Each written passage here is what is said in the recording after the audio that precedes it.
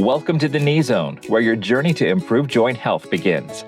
Meet Dr. Raj Sinha, your go-to orthopedic surgeon specializing in hip and knee replacements. With nearly 30 years of experience, Dr. Sinha is more than just a skilled surgeon. He's an innovator. Having helped design implants for major companies, he continuously seeks fresh solutions to enhance joint health.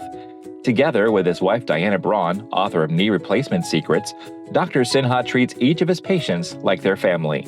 Join Dr. Sinha as he walks you through the ins and the outs of knee replacement, answers your pressing questions, and guides you towards better mobility. Dr. Sinha, why are some total knee replacements painful? So that led us to a whole area of investigation and research, basically saying, well, what is it that causes people to be happy but wish they were happier? And it basically boils down to two things. There's residual pain and there's residual stiffness in some percentage of people. And there's been a lot of research done on this, and it suggests that there's about 15 to 20% of people have this residual pain and stiffness. They're happy, but they wish they were happier. Why does that occur? It occurs for, I think, 2 or 3 reasons. One reason is patient issues. If you're very elderly, if you've waited really long to have the operation and your muscles have become debilitated, no matter how well the operation was done and no matter how much you do physical therapy, you've just those people have sort of passed that point of no return, and they just never get the same recovery that they could have had they had the operation 3, 5, or 7 years earlier. And we actually have data on that. It comes from our colleagues in Canada and England, where people are put on these long waiting lists. Some people in those countries have the financial resources to go off the waiting list and get their operation done sooner, whereas other people wait 18 to 36 months to get their operation.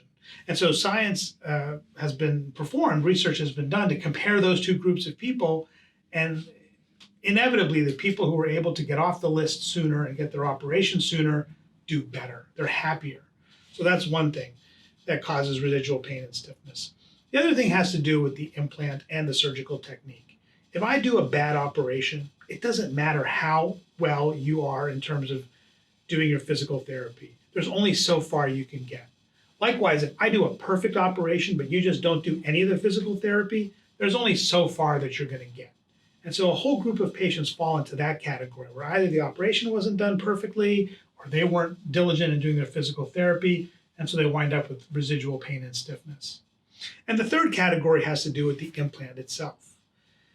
The original implants were designed based upon manufacturing techniques of the 70s, which meant that they had to be somewhat bulky and somewhat blocky. Well, the knee joint is not square, it's not rectangular. It's a very unique mechanism that moves in all directions.